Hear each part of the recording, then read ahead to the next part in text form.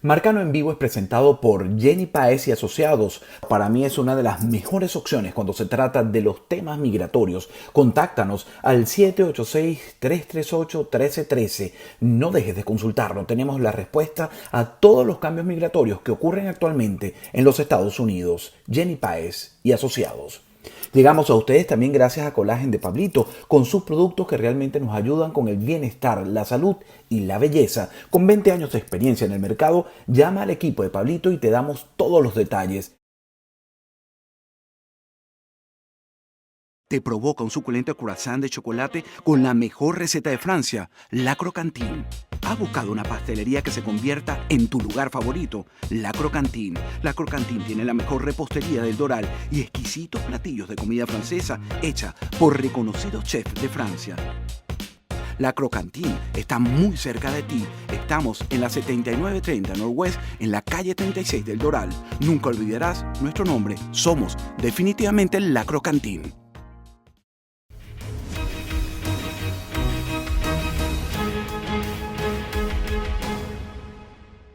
Hola, ¿qué tal amigos? Gracias por estar nuevamente con nosotros en Radio Martí, también en todas las plataformas de radio y televisión Martí, se los agradecemos. Esto es Venezuela Hoy, soy Alejandro Marcano, Santelli, y tengo de invitados a dos personas, dos luchadores, uno de Cuba y otro de Venezuela. Es el objetivo de este programa y también de este nuevo espacio que se está transmitiendo en Radio Martí. Luis Ferrer, lo conocen todos, activista, expreso político, y tengo a Molly de la Sota, venezolana, hermana de un preso político de la dictadura de Nicolás Maduro, el capitán Luis de la Sota. Previo a grabar, previo a contactarlos, nosotros conversamos y Luis me decía que entiende lo que está sufriendo el hermano de Molly. Pero bueno, Molly, quiero comenzar con las damas, contigo. Estuvo la misión de la ONU, creo que lo que se va a presentar a finales de año en el informe completo de Michelle Bachelet, se nombra nuevamente a tu hermano. Pero ¿qué pasó con esta visita que ocurrió esta semana a Caracas? Bueno, lo de ayer fue una actualización. Ellos van a hacer una actualización cada 6 meses de la misión independiente de determinación de los hechos sobre Venezuela de las Naciones Unidas, que es aparte de la oficina de la alta comisionada Michelle Bachelet. Son 2 informes que tocaron en esta sesión. Uno es la de ellos que tuvieron el informe en septiembre del 2020 y aparece el caso de mi hermano reflejado en el caso número 13, Luis de la Sota y otros, donde narra todas las torturas que mi hermano ha sufrido, su detención arbitraria, puesto que no fue sin orden de aprehensión, la falta de juicio y todo esto que tiene ya, va a cumplir 3 años en los sótanos de la DIECIN. Ahora, ahorita fue la actualización de ese informe, lo que ha pasado de septiembre para ahora. Y mencionan a mi hermano porque es un caso abierto, obviamente, ¿no?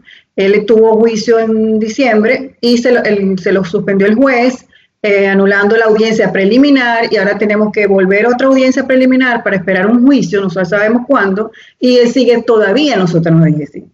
El problema también son además de que está ahí secuestrado, pues es un secuestro, es las condiciones en que está él. Está obviamente en un sótano, es húmedo, a temperaturas frías en el caso de mi hermano, está encerrado todo el tiempo, no hay sol, hay pocos alimentos, es en esas condiciones tan duras que está, ¿no? Y por supuesto que su salud, estamos exigiendo que se traslade al médico, porque tenemos 1 año detrás de eso. Entonces ellos juegan al desgaste de los familiares y de todo esto para que se enfermen y ya, bueno, ya se mueran de enfermedad y ya salir de esto, ¿no? Y está en nosotros como familiares, lo debe saber el señor Luis Ferrer, resistir y denunciar hasta lograr que por lo menos se le asegure la salud. Ahora, la señora Michelle Bachelet sí dijo el informe esta mañana, fue aparte, y ella también denuncia la parte de las condiciones de detención. No, y además que denuncia que el régimen de Nicolás Maduro continúa llevando a cabo ejecuciones. Así es. Eso es parte del informe. Luis, oyendo a Molly, yo sé que tú fuiste expreso político, tu hermano dentro de la isla, Daniel Ferrer, sus hijos, su esposa, son acosados como centenares de opositores al régimen. ¿Es una película repetida para ti? Sí, claro, es que lo que está viviendo el hermano de Molly ahora mismo en Venezuela es lo que le ha entrenado la dictadura cubana, primero a Chávez, luego a Maduro y a sus esbirros. Esto no lo inventaron tampoco los cubanos, ellos han aprendido todas las maldades y todas las cosas malas desde la Unión Soviética, los chinos, los coreanos del norte, todo el bloque socialista que se desplomó, o comunista que se desplomó en Europa del Este, incluso hasta de los nazis. Estamos hablando de gente que para mantenerse en el poder son capaces de cualquier cosa. Y nosotros en Cuba hemos sufrido lo mismo que están pasando ahora en Venezuela, donde la dictadura lo primero que hace es, para callarte en la calle, es encarcelarte, para sacarte de las calles. Y luego, cuando estás en las cárceles de ellos, buscan destruirte emocionalmente, buscan matarte el alma, es como yo le digo. Y muchas veces terminan matándote físicamente también. Pero lo primero que intentan, para no tener que pagar un muerto físico, es matarte el alma, doblegarte, para que tú ya no representes un peligro para ellos, para que tú no sigas alzando tu voz, para que tú no seas un ejemplo para los demás del pueblo que también quieren libertad y tienen temor precisamente por el terror que ellos siembran, encarcelando, asesinando, torturando y persiguiendo a las personas. Y esto que está pasando en Venezuela también ha pasado recientemente en Nicaragua. No es más que el comunismo internacional, lo que representa la izquierda extrema a nivel internacional. Gente que quieren el poder absoluto y que después que lo alcanzan, hacen lo que sean para permanecer en ello, incluyendo destruir a sus propios pueblos y a todas las personas que disienten, por supuesto, son los que están en primera línea a la hora de reprimirlo, matarle el alma, llevarlo a prisión y en el caso de muchos hermanos nuestros en Cuba, y también ha pasado recientemente en Venezuela, incluso el asesinato físico. Es decir, asesinarlo y disfrazarlo luego de accidentes y de otras cosas para no tener que pagarles costos a nivel internacional, porque son cobardes, aparte de malvados. Así es, de mafiosos malvados y criminales. Hablando de los asesinatos, Molly, la ONU también dijo, o esta misión de observación, habló de 200 asesinatos en lo que va del 2021, pero oyendo a Luis Ferrer, cuando habla de doblegar, de doblarles el alma, yo sé que, y he manifestado, y lo repito una y otra vez, a ustedes dos los admiro muchísimo, porque ustedes están fuera de la isla y fuera de Venezuela. Sin embargo, sabe que cada palabra de ustedes es una posibilidad de que sean amedrentados, golpeados, más humillados de lo que están actualmente. Y tú no has cedido, Molly, y sabes que tu madre, que es octogenaria, tampoco ha cedido. Y es un ejemplo de una lucha que es como cansona, como decimos los venezolanos. No tiras la toalla, Molly, en algún momento decir, bueno, ya este es el destino de mi hermano, ya no puedo hacer más nada porque los organismos internacionales, el gobierno encargado, nadie puede hacer más nada porque tu voz al final es sola, con muy pocas personas reclamando la libertad. Bueno, esa opción no está presente, Alejandro. No me voy a rendir, mi familia tampoco se va a rendir, porque mientras mi hermano esté allí en ese sótano, él sabe que no está solo. Y eso es parte de su fortaleza espiritual. Sabe que afuera hay una voz que va a gritar por él y que va a hablar de las injusticias y va a exigir su liberación, porque él no está allí porque es un delincuente, él no cometió ningún delito. Entonces, mientras eso pase, y te digo que a veces provoca decir, bueno, ¿hasta cuándo? Y a veces me dicen, pero es que no logran nada. Le dije, sí logramos, él está vivo. Y logramos que la comunidad internacional también lo sepa. Y si nosotros no conversamos y no hablamos, ¿quién va a hablar por nosotros? No podemos esperar todo el tiempo a decir un político, mira, por favor, habla de los presos políticos. No, somos nosotros los familiares los que tenemos esa voz. Y yo quería hacer una acotación. En el caso de Cuba, yo estaba viendo una página que tienen ustedes donde identifican cuántos presos políticos hay. En Cuba, creo que en febrero habían 135. En Venezuela hay más de 400 presos políticos.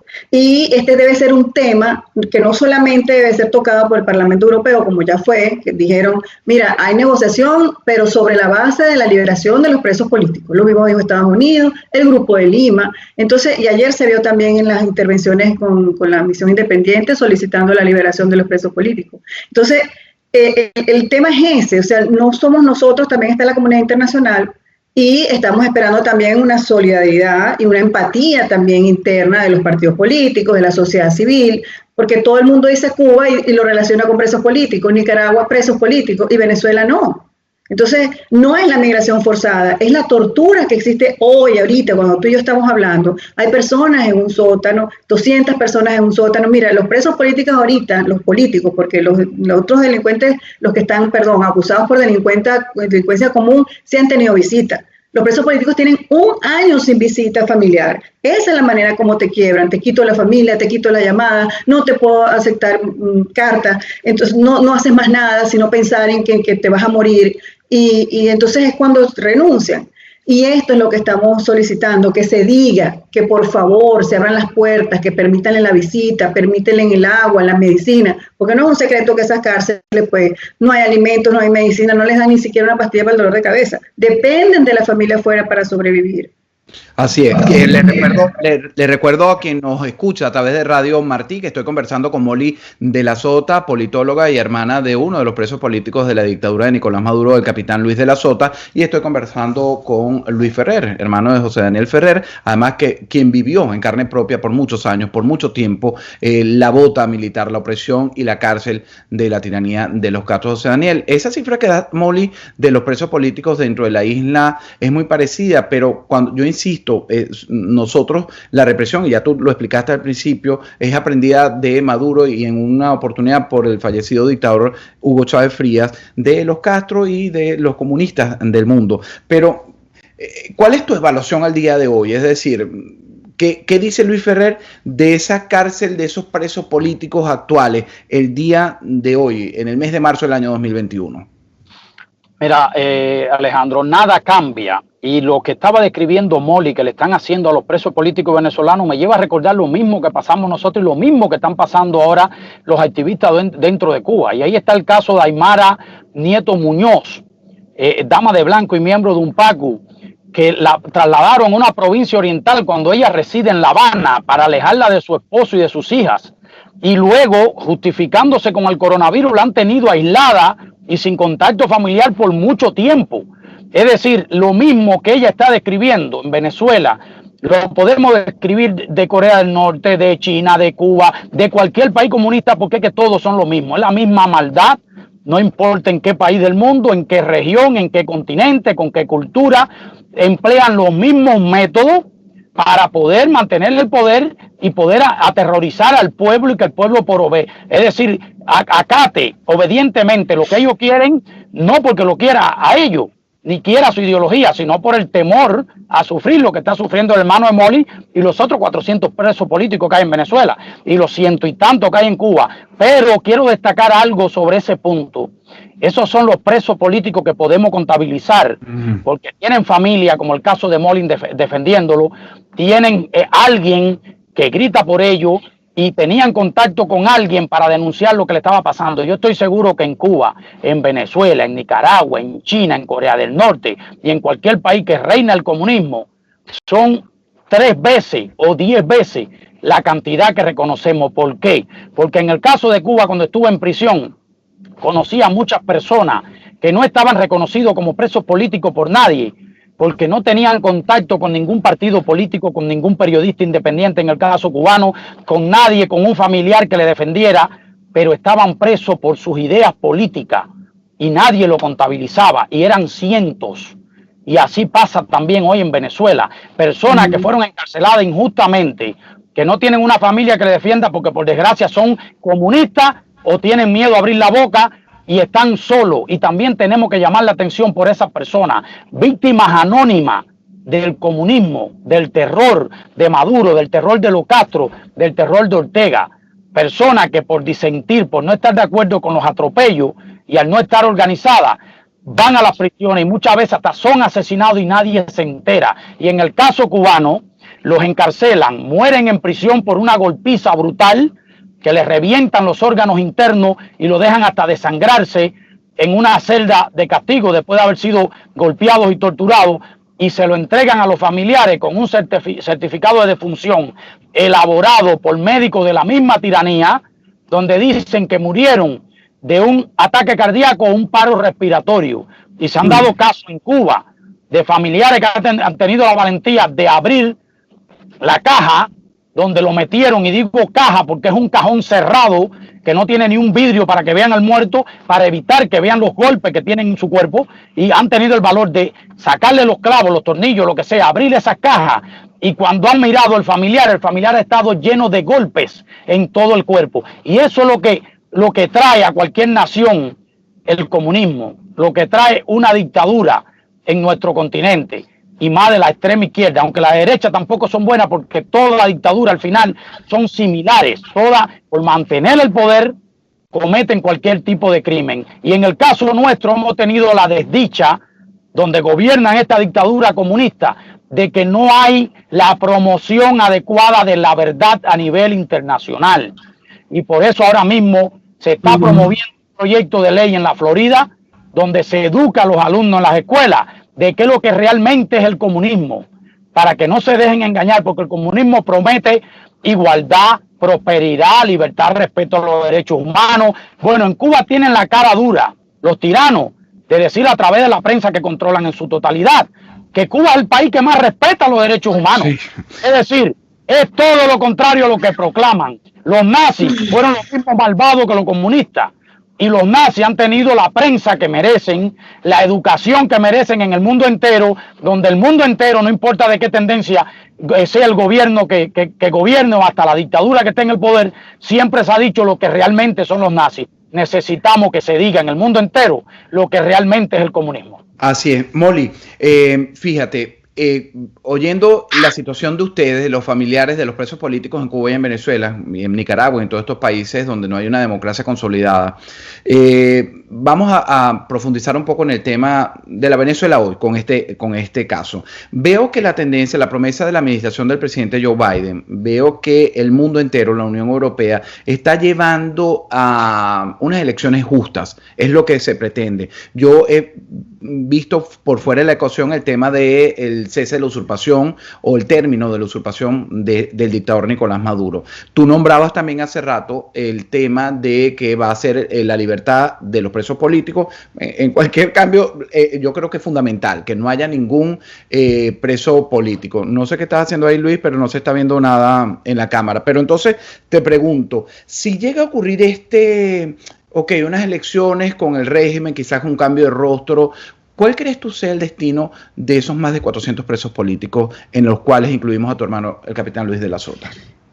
Bueno, yo tengo las esperanzas en el compromiso de la comunidad internacional.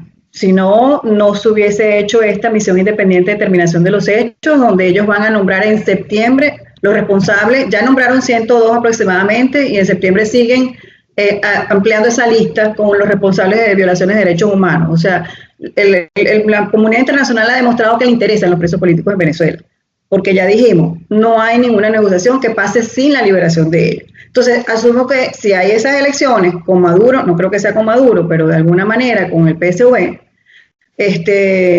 pasa por la libertad de los presos políticos. Y eso de verdad, pues, dice, valió la pena, ha valido la pena denunciar y gritar y decir, sí, se ha valido la pena, porque se ha hecho un llamado de atención. Yo estaba viendo algunos comentarios de hecho de esta gente que también los apoya en el Consejo de Derechos Humanos, y hay ciertos comentarios muy, podemos decir, muy políticos, o sea, muy diplomáticos, ¿no? O sea, no aprueban las torturas, no aprueban, y están todos como encaminados a que hayan elecciones libres, democráticas y todo lo demás. Entonces, bueno, yo veo de verdad, Alejandro, una esperanza en esto, en la comunidad internacional, totalmente. Tú Luis Ferrer, converso con Molly de la Sota, pues politóloga y hermana del capitán Luis de la Sota, uno de los presos políticos de la dictadura de Nicolás Maduro, y Luis Ferrer, pues expreso político cubano. Luis, ¿tú tienes o puedes cifrar esperanza, tal como lo hace Molly, en los organismos de la comunidad internacional para resolver esta situación que viven sobre todo los presos políticos, pero en general nuestros hermanos ciudadanos cubanos y venezolanos de a pie? Sí hay cierta esperanza y la dictadura de extrema izquierda, como es el caso de Venezuela y de Cuba, se ven obligadas para poder sobrevivir a nivel internacional y para también, en el caso cubano, vivir de otros países, porque por lo general viven pidiendo crédito y comprando por todos lados y después nunca pagan. Y para poder acceder a esas relaciones internacionales necesitan mover ciertas fichas cada cierto tiempo. Pero desgraciadamente lo que hacen es que juegan con los presos políticos como moneda de cambio. A nosotros, el grupo Los 75, que fuimos encarcelados en 2003 en Cuba, después de cerca de 8 años de cárcel, nos liberaron y nos desterraron a España la mayoría, y luego posteriormente, cerca de 5 meses más adelante, terminaron liberando a José Daniel y Félix Navarro, que fueron los últimos del grupo en ser liberados en Cuba, en ser escarcelados. Y eran unos pocos los que quedaron. Los demás fuimos desterrados porque en ningún momento habían ni siquiera negociado, y en este caso fue el gobierno español, encabezado por Zapatero en aquel entonces, y Miguel Ángel Moratino, que era el ministro de Relaciones Exteriores y quien viajó a Cuba a negociar esto, y con mediación de la Iglesia Católica en aquel entonces con el cardenal Jaime Ortega y Alamino, hoy en día fallecido, que era el que encabezaba la Iglesia Católica dentro de la isla. En aquella negociación nos sacan de Cuba, nos sacan de la cárcel, pero con la condición de salir de Cuba. Más adelante liberan lo que quedan en la cárcel, que eso nunca se había puesto. Es decir, se hacen ciertas negociaciones, la dictadura libera a un grupo de presos políticos, luego vuelve a encarcelar a otro grupo de presos políticos. Por lo general nunca vacía las prisiones en su totalidad de presos políticos. Ellos van a liberar, en el caso de Venezuela, van a escoger, van a liberar lo que repercuta más a nivel internacional, es decir, lo que más respaldo internacional tengan, lo que le estén solicitando los europeos, los americanos y otros países democráticos del mundo, el Grupo de Lima, van a estarlo liberando, es decir, lo que más llamen la atención, y van a dejar en prisión a un grupo, a lo mejor minoritario, ojalá lo liberaran a todos, pero por lo general actúan así. ¿Por qué hacen esto? Primero, te usan como moneda de cambio para bajar las presiones internacionales, para acceder a ciertas negociaciones, tanto políticas como económicas, para lograr ciertos objetivos, pero a la vez no liberan a todos y dejan de encarcelar, de reprimir y de llenar nuevamente las prisiones, porque de eso es que se mantienen en el poder. Si ellos, para quedar bien con el mundo libre, liberan a todos los presos políticos y dejan de encarcelar, se caen. Y como saben esto, juegan con las dos cosas: liberan un grupo, bajan las presiones internacionales, negocian lo que quieren negociar, dejan un grupo para seguir sembrando el terror de que no fueron liberados todos, luego encarcelan a otros y vuelven a llenar las cárceles, más adelante vuelven a negociar. Así es cíclico lo que ellos acostumbran a hacer los presos políticos. Luis, te interrumpo para preguntarle a Molly, porque también cuando ella describía que esta visita de esta misión a Venezuela y después lo que va a ocurrir en septiembre, al final se nos van pasando los años. Entonces, lo mismo Molly que dice Luis, entonces sueltan a unos, meten a otros, sueltan a unos, meten a otros, la comunidad internacional viéndola, parece una historia sin fin. Entonces, a mí como periodista me preocupa porque así van pasando los días, las semanas, los meses y los años. ¿Hay algo que tú en todo este trabajo como politóloga hayas visto, Molly, que diga, bueno, para romper ese ciclo que sea más largo, se debería hacer eso? A ver si alguien te escucha esta proposición que tiene Molly de la Sota. Bueno, para romper este ciclo, pues diríamos que no se debería aceptar a estas personas que están involucradas en crímenes de lesa humanidad, la parte de la tortura, obviamente, en algún proceso de negociación o electoral. O sea, no darían un doble mensaje, es decir, y lo vivimos con Christopher Figuera. O sea, el señor es creador de todo este órgano de represión, estuvo allí, no hizo nada que te digas, bueno, está muy arrepentido y ahora está libre. Aquí tiene que haber justicia. Si no hay justicia, o sea, hay liberación, pero tiene que haber una justicia, Alejandro, porque si no nos garantiza que va a haber justicia para todo esto que ha pasado, reparación a las víctimas, entonces, bueno, sálvese quien pueda. Porque lo que dice el señor Ruiz tiene toda la razón, va a ser cíclico, vamos a seguir lo mismo. ¿Y de quién depende eso? ¿De los líderes solamente? No, de nosotros también. Y es nosotros, es hablar, y es decir, es gritar, y que no nos callen la voz. Entonces, pienso que tenemos un aliado ahorita. O sea, porque así digan, no, que la ONU no sirve, pero es que la ONU no solamente es una oficina, hay muchas oficinas. Nosotros tenemos también el grupo de trabajo contra la detención arbitraria, el grupo de trabajo sobre la tortura, el grupo de trabajo de desaparición forzada. Entonces, la idea, como ellos juegan a que uno no sabe, o uno se cansa, o la gente está, es como ve para llenar la pipa porque no hay agua, la luz, o sea, en estos problemas normales, gasolina. Entonces no se ocupan de esto. Pero bueno, para eso están las organizaciones, la ONG, otra gente que nos ayuda. Mira, necesito denunciar esto y no nos está. Y eso es lo que ha presionado más todavía.